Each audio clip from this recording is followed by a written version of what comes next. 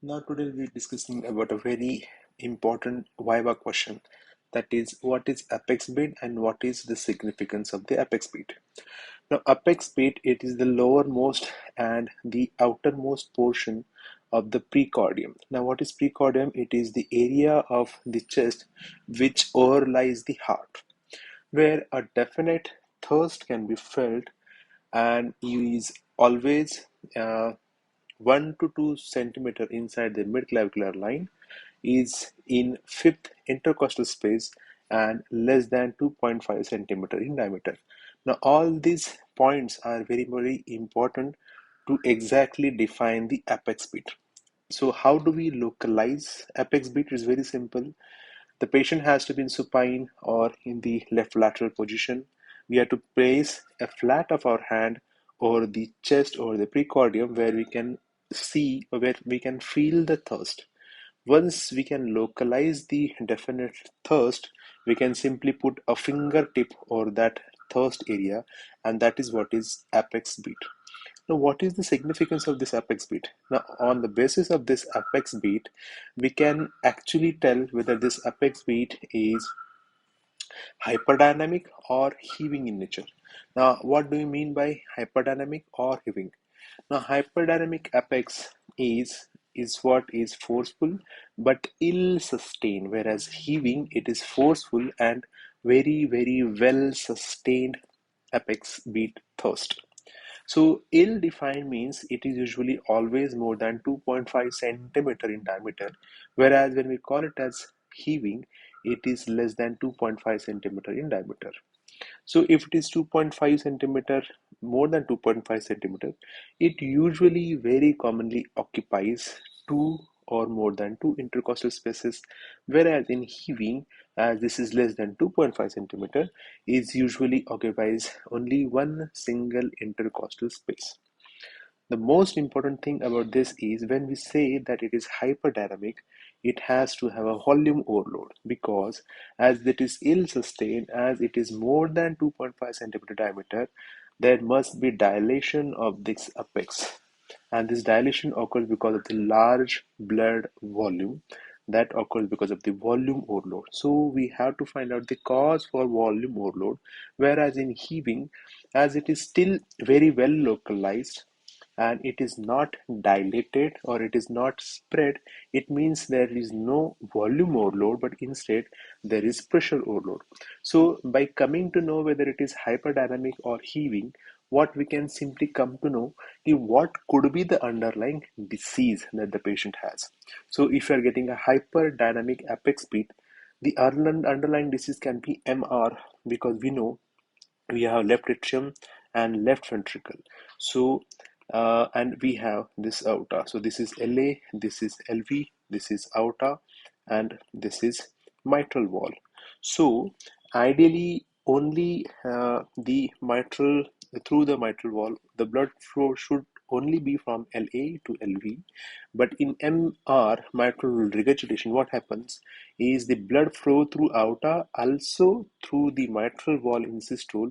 So more blood goes to LA, so more blood flows back to LV. So there will be volume overload, there will be more and more blood coming into the LV, causing volume overload and causing hyperdynamic apex. Same occurs with AR, aortic regurgitation. So the blood flow should go only out of the aorta, it should not come back. If it is coming back, more and more blood will keep staying into the LV, so there will be volume overload and there will be hyperdynamic apex speed.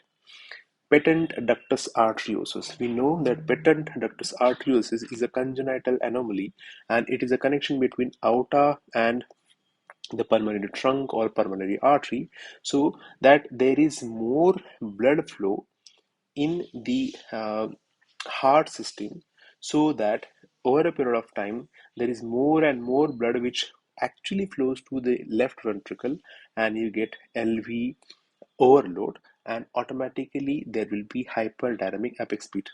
In ventricular septal defect, as we know, between the RV and LV, This is the ventricular septal defect, where there is a hole in between the right ventricle and left ventricle. So eventually, uh, over a period of time, initially there will be more blood flowing from left ventricle to right ventricle. So the over a period of time, the pressures volume and the pressures in the right ventricle increases, and after certain period, after certain years, the right ventricular pressure exceeds, and it reverses back the blood flow from the right ventricle to the left ventricle, so that there will be more and more blood coming into the LV. That again causes dilation of the left ventricle. So what does this hyperdynamic circulation tells us is, instead of the systolic failure, it is more of a diastolic overload. So in the systole, heart is actually pumping blood out. Here, pumping is not the problem. It is the more and more blood coming to the left ventricle that is the problem. So, left ventricle does not get a very good relaxation. So, the patients very commonly have palpitation because there is more blood. So, the patients very commonly feel palpitation as a main symptom. And so the chances of arrhythmia, shortness of breath is much more when there is hyperdynamic circulation. Whereas in heaving apex beat, usually there is a pressure overload.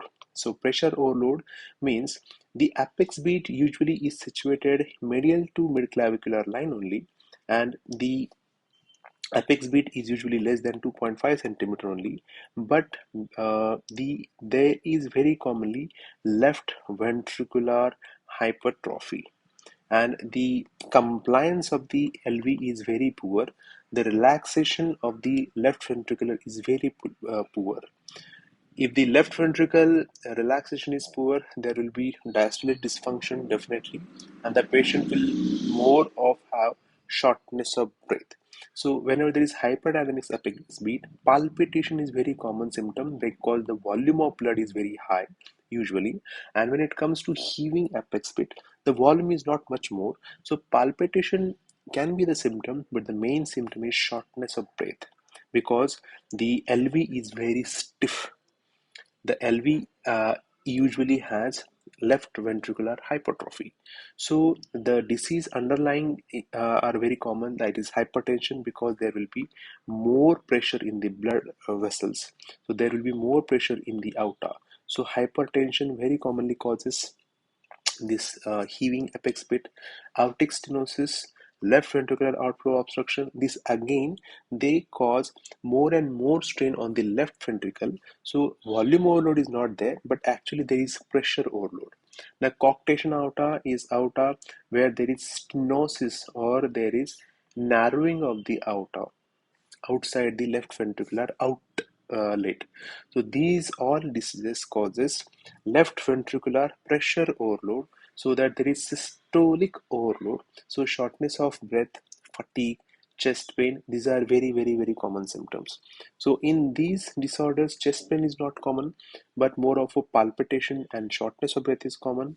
Whereas in heaving apex bit, shortness of breath is very common, chest pain is very common, and fatigue is very common.